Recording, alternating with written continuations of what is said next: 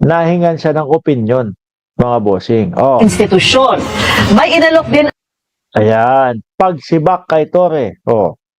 May ipon yun daw si Remulla dito. Pakinggan mo sundo ni natin. Torres sa Rigodon sa PNP at inirekomenda umano niyang patibayin ang PNP bilang institusyon. May inalok din anya ang Pangulo na bagong posisyon kay Torre. Kung tungkol saan, alamin sa pagtutok ni Marie. Yun o yung sinasabi ko sa inyo eh. Ano po?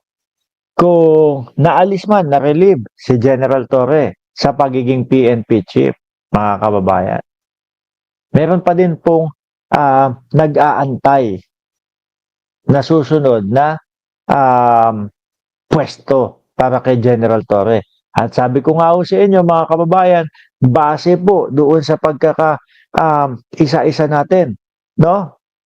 Base po doon sa mga pagkakasunod-sunod. Remulla, ano sabi? Malaki pa din ang tiwala ni Pangulong Bongbong Marcos kay General Torre. At merong posisyon na nakaabang kay General Torre. General Torre, ganun din po. Tiwala pa din po sa Pangulong Bongbong Marcos. At ina-analyze lang ho lahat mga kababayan. Tapos, yung iniisip ng Pangulo, yung plano ng Pangulo na i-lifestyle check, yung mga magnanakaw sa gobyerno. Tayo ba? Yan yung mga naiisip po natin, mga kababayan. Sabi ko nga sa inyo, kahit ano pa ang dahilan, kahit sino pa ang dahilan, ngayon nakapokus tayo doon sa sinabi nila na merong iniaalok na susunod na posisyon kay General Torre. Di ba? Sabi pa ni Atty. Claire Castro, yung susunod na posisyon ay mahirap, mabigat na trabaho. Ang naiisip ko naman mabigat na trabaho, yung humuli ka nung mga nasa posisyon. Yung humuli ka nung mga nakaupo sa kapangyarihan. No? So naiisip ko na nagtutugma yata yung gusto ng Pangulo na magkaroon ng mga lifestyle check, etc. para kay General Torre. Di ba? Sabi ni Summer Love, we hate John Vic Remulla, palusot pa ang animal. Please, Umali, exclusive. Sa isang pagtitipon sa Makati, eksklusibong nakausap ng GMA Integrated News, si DILG Secretary John Vic Remulla, matapos ang pagsibak kay dating PNP Chief Police General Nicolas Torre III. Kung kahapon sabi ni Remulla, wala siyang naging papel sa pagkakasibak ni Torre, pag-amin ngayon ni Remulla, ngayon meron na sinasabi siya na may opinion siya. tinanong siya ng Pangulo kung anong rekomendasyon niya ukol dito. Inamin din ni Remulla, di sila nagkasundo ni Torre sa Rigodon ng mga opisyal sa PNP. Matatandaan nitong August 6 lang ay nire-assign ni General Torre ang 13 senior police official kabilang ang number 2 senior official na si Lieutenant General Jose Melencio Nartates Jr. Hindi ito inaprubahan ng NAPOLCOM na pinamumunuan ni Remulla bilang ex-officio chairperson nito. Pero ipinatupad pa rin ito ni General Torre sa kabila ng utos ng NAPOLCOM. Yun yung sinasabi lahat, no? Which is, ayan naman po, mga kababayan, inilalabas naman po natin. Ngayon, naando na po tayo sa punto, no? Ano ang susunod na posisyon ni General Torre? Kasi hanggang ngayon naman po, mga kababayan, hindi naman po binibitawan ng ating Pangulo.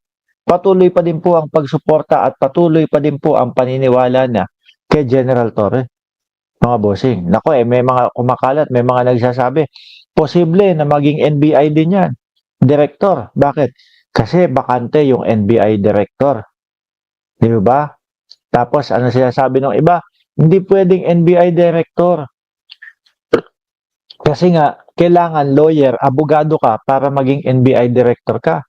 Noong panahon ni Digong, may inappoint na NBI director, kung di ako nagkakamali, na hindi abogado. Sabi ni Jenny Ramos, anti-ZAR corruption. Mas nakikita ko talaga dyan, Jenny Oh. This is a difference of opinion. Presidente at ni General Torre. It's actually me first. Okay. It was me first. And then it's a difference between me and the general. And he refused. He insisted that his system be followed. Sabi ni Sir Archie Beroya, hindi naman nila isa sa publiko kung ano ang plano nila. No? Lalo at mabigat ang binangga ni President. Marami sila at may power, pera, connection, mabigat. Mabigat laban ni President, no? Kailangan niya ng backup para hindi siya mapabagsak, sabi ho. I mean, maging NBI director, sabi. Need my law degree, no? Juris doctor para maging abogado. Yun nga, ang sinasabi ng iba, kung si Digong nga ang dinahilan nila para doon sa pag-appoint doon sa isang, nakalimutan ko pangalan no, nabanggit ko na yung kahapon doon sa kanilang panunungkulan, hindi naman lawyer. Diba? Kaya, malay nyo, ang kailangan lang pag-appoint ng Pangulo sa pagiging NBI director. Tayo ho kasi lahat mga kababayan, pare-parehas lang tayo, pare-parehas lang ho. No? Ang tanging nakikita ko lang po na may alam kung ano yung pwedeng puntahan, itong si John Vic Remulla, si Atty. Claire Castro, na dikit po sa Malacanang na talagang nakakausap niya yung mga yan. Si General Torre na inalukan. Tapos si Pangulo. Diba? The rest, tingin ko mga kababayan, lahat kami baka lang. Lahat kami baka lang, mga bossing. Kaya lang, nataon lang, napunto lang na yung baka natin baka sa positibong pagsuporta kay General Torre. Yung iba, napunta sila doon sa negatibong ayaw nila kay Torre. Di ba? Malalaman ho natin yan, mga kababayan, sa mga susunod na mga araw. Kasi ang para sa akin, wala naman hong nasira Kagaya na lang po nung sinabi ni General Torre. May nasira ba nung nagsalita si John Vic? Wala. Ang sabi, ang Pangulo, patuloy ang suporta kay General Torre. So, nang nakikita ko, maganda yung posibleng paglipatan sa kanya. Wait na lang kung ano ang next assignment ni General Torre. Baka mabigla ho tayo.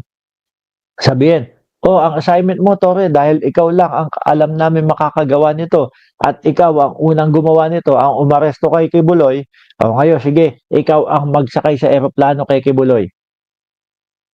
Diba? Ikaw ang magsakay kay Kibuloy. Paulit-ulit naman tong kinang-anan to. Pwede ba mag-research kayo ng husto? Hindi siya magiging NBI kasi NBI agent. Alam namin yan. Kamote ka. Kanina ko pa sinasabi, king inon to. Sabi ko na nga, hindi pwede maging NBI director. Pero si Digong, dahil may inappoint na hindi naman din lawyer, paulit-ulit. Pwede ba mag-research kayo? Diyos ko, narinig mo lang din naman yan sa ibang mga vlogger. Diba ba? Mga kamote, ilang beses ko nang sinabi. May mga umaalma, hindi pwedeng maging NBI director. Sinabi ko na nga ang dahilan kung bakit posible. Dahil nga si Digong din may ganong in-appoint. Di makaintindi. Hatuloy. But again, as I said yesterday, we're a nation of laws and not of men. So it cannot be one person who dominates everything. So in the end, there was no rancor naman. He just couldn't accept it. And the president said, okay, he asked me for my recommendation. And I said, Minsan yung sorry ho mga kababayan, kasi minsan yung mga may hirit na mga ganun, yung mga DDS, may mga hirit na ganun yung mga DDS, na ipaliwanag ko na. Tapos sasabihin pa, pwede ba mag-research kayo, ganito, ganyan. Hindi mo alam kung nakikinig o bobo sa ropor alam nga naman, ulitin ko pa, di inalis ko na lang siya. Kayo naintindihan yung lahat, siya hindi. O, di ho ba?